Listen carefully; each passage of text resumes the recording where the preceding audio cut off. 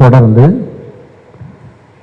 Chennai red hills Ayesha பள்ளியினுடைய தலைமை இமாமும் இலாஹியா கல்வி குழுமத்தினுடைய தாளாளரும் தமிழ் மாநில ஜமாஅத்துல் உலமாவினுடைய துணை செயலாளருமாகிய மௌலானா மௌலவி அல்ஹாஜ் doctor A Haja Moinuddin Jamali MA MPhil PhD அவர்களை துவக்க உரை தருமாறு பகைமையோடு அழைக்கிறேன்.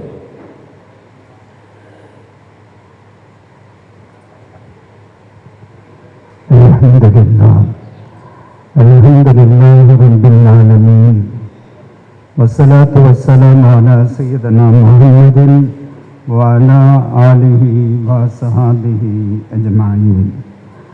أما بعد فقد قال الله تعالى في محكم التنزيل وكذلك جعلناكم أمة وسطا لتكونوا شهداء على الناس ويكون الرسول عليكم شهيدا.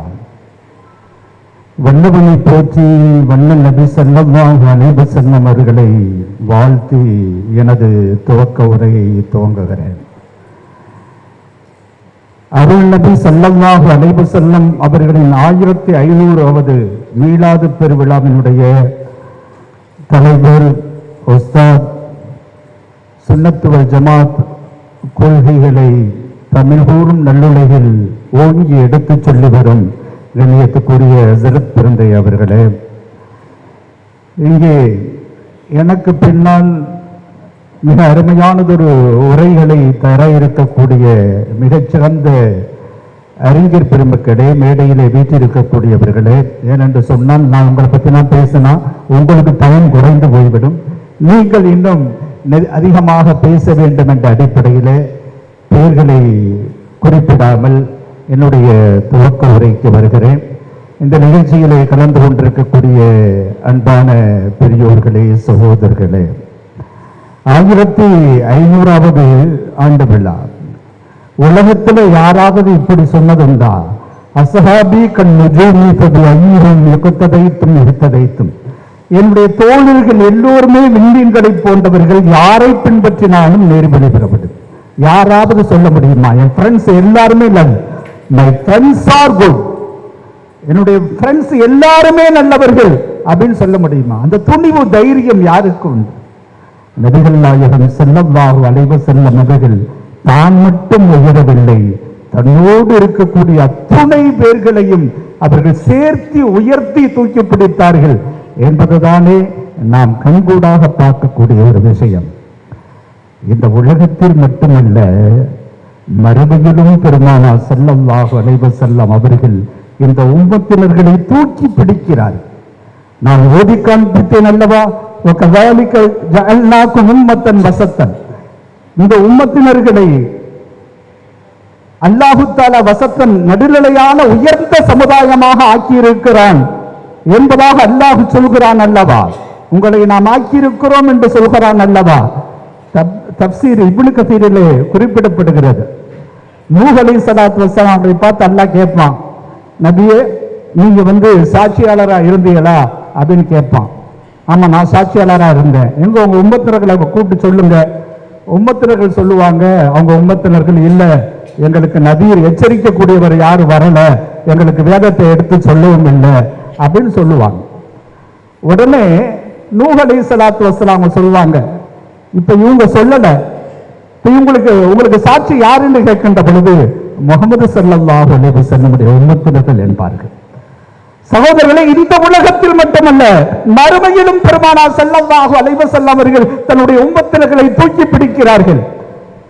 அப்பொழுது அல்லாஹ் கூப்பிடுவான், முஹம்மது ஸல்லல்லாஹு அலைஹி வஸல்லம் உம்மத்தினர்களை அழைச்சு கேட்பான், உங்க நபியா சாட்சி சொன்னாங்களா, நபீரா இருந்தாங்களா? ஆம். அப்பொழுது அல்லாஹ் கேட்பான், நீங்கெல்லாம் அந்த நேரத்திலே வாழவே இல்லையே, நூஹ் அலைஹிஸ்ஸலாம் காலத்துல வாழவே இல்லை, நீங்க எப்படி இந்த நபிக்கு சாட்சி சொல்கிறீர்கள்? அப்பொழுது அவர்கள் சொல்லுவார்கள், எங்களுக்கு வந்த முஹம்மது நபி ஸல்லல்லாஹு அலைஹி வஸல்லம் அவர்கள் இவற்றை எடுத்து சொன்னார்கள் நூஹ் அலைஹிஸ்ஸலாத்து வஸ்ஸலாம். அதே போன்று எங்களுக்கு இறக்கி வைக்கப்பட்ட திருக்குர்ஆனிலும் இது போன்று அந்த நபிமார்கள் சொன்ன பொழுது அந்த மக்கள் புறக்கணித்தார்கள், இப்படியெல்லாம் வருகிறது என்பதாக சொல்வார்கள். இது நூஹ் அலைஹிஸ்ஸலாத்து வஸலாமுக்கு மட்டுமல்ல, பல நபிமார்களுக்கு இந்த முகமது ஸல்லல்லாஹு அலைஹி வஸல்லமுடைய உம்மத்தினர்கள் சாட்சியாளர்களாக இருப்பார்கள். அல்லாஹ் கேட்பான், உங்க உம்மத்தினர்களை நான் சாட்சி சொல்கிறாங்களே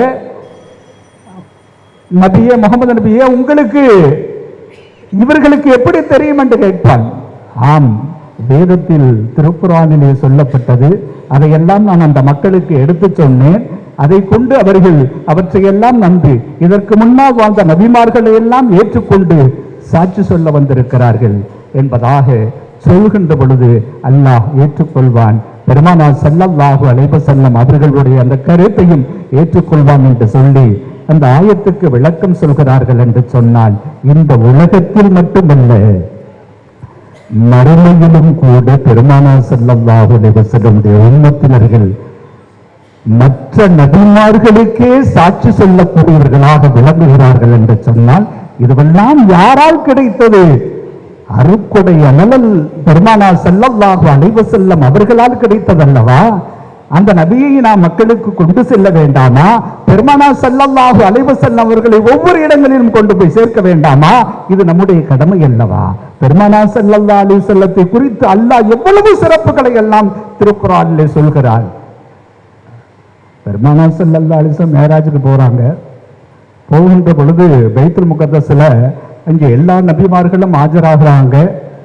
தொழுகு வைக்கணும், யார் தொழுகு வைக்கணும் என்று சொல்லி ஒரு கேள்வி வருகிறது. ஒரு சிலர்களை சொல்றாங்க. கடைசில நபிகள் நாயகம் ஸல்லல்லாஹு அலைஹி வஸல்லம் நம்முடைய தந்தை ஆதம் அலைஹிஸ்ஸலாத்து வஸலாம் அவங்க தொழுகு வைக்கட்டும் சொல்றாங்க. அந்த நேரத்தில் ஜிப்ரீல் அலைஹிஸ்ஸலாத்து வஸலாம் அவர்கள் வந்து சொல்கிறார்கள், ஒவ்வொரு நபிக்கும் ஒவ்வொரு விருப்பம் இருக்கலாம், அல்லாஹ்வுடைய விருப்பம் என்ன தெரியுமா? தாங்கள் தொழுகு வைப்பதுதான். முஹம்மது ஸல்லல்லாஹு அலைஹி வஸல்லம் ஆகிய நீங்கள் தொழுகு வைப்பதுதான் அல்லாஹ்வுடைய விருப்பம் என்கிறார்கள். அல்லாஹ்வுடைய விருப்பத்தை ஏற்று எல்லா நபிமார்களுக்கும் இமாமுல் அன்பியாக நின்றவர்கள் தொழுகு வைக்கிறார்கள் என்று சொன்னால், எல்லா நபிமார்களும் இருந்தாலும் பெருமானார் ஸல்லல்லாஹு அலைஹி வஸல்லம் அவர்கள்தான் தொழுகு வைக்க வேண்டும் என்று அல்லாஹ்வுடைய விருப்பம் என்று சொன்னால், அந்த நபியை அல்லாஹ் அந்த அளவுக்கு நேசித்தான் என்று சொன்னால், அப்படிப்பட்ட அந்த பெருமானார் ஸல்லல்லாஹு அலைஹி வஸல்லம் அவர்களை கொண்டு போய் சேர்க்க வேண்டும் என்பதுதான் நம்முடைய நோக்கம். அதை நம்முடைய உஸ்தாத் தலைமையிலே இருக்கக்கூடிய நாங்கள் எல்லாம் ஆலோசித்து இன்றைக்கு சிறப்பாக இது நடைபெற்றுக் கொண்டிருக்கிறது. அதிலும் குறிப்பாக ஆரம்பத்திலே இலக்கியங்கள் தமிழால் இணைவோம். தமிழ் ஒரு அற்புதமான மொழி. இன்னும் சொல்வதென்று சொன்னால், ஆதம் அலைஹிஸ்ஸலாத்து வஸலாம் அவர்களால் பேசப்பட்ட மொழி. இன்னும் ஆடம் பிரிட்ஜ் என்று சொல்லி அதையெல்லாம் வைக்கின்ற பொழுது ஆதம் அலைஹிஸ்ஸலாத்து வஸலாம் அவர்கள் இந்த பகுதியிலே அவர்கள் வாழ்ந்தார்கள். இப்படியெல்லாம் நாம் பார்க்கின்ற பொழுது தொன்மையான நம்முடைய தமிழ் மொழியின் மூலமாக எல்லா மக்களையும் நாம் சாதி மதம் கடந்து இணைக்க வேண்டும் என்ற அடிப்படையிலே எதிர்காலத்திலே இன்னும் முஸ்லீம் அல்லாதவர்கள் எல்லாம் கவிஞர்கள் எல்லாம் இந்த மஜ்லிஸுக்கு அழைக்கப்பட்டு அவர்களும் பெருமானார் ஸல்லல்லாஹு அலைஹி வஸல்லம் குறித்து இலக்கியங்களிலே பேச வேண்டும் என்பதுதான் நம்முடைய விருப்பம். அந்த அடிப்படையிலே துவக்கத்திலே இந்த வருடத்திலே இன்றைக்கு அற்புதமான முறையில பல்வேறு அறிஞர் பெருமக்கள் இன்றைக்கு பேச வந்திருக்கிறார்கள் என்று சொன்னால், அவர்களுடைய பேச்சை நானும் கேட்க வேண்டும் என்ற அடிப்படையிலே என்னுடைய தொடக்க உரையை இத்தோடு நான் நிறுத்தி, இந்த நிகழ்ச்சி எல்லா வகையிலும் சிறப்பாக அமைந்து அல்லாஹ்வுடைய அருள் பெற்ற நிகழ்ச்சியாக அமைய வேண்டும் என்று சொல்லி இந்த நேரத்திலே நான் துஆ செய்து வாழ்த்தி நிறைவு செய்கிறேன். அல்ஹம்துலில்லாஹி ரப்பில் ஆலமீன்.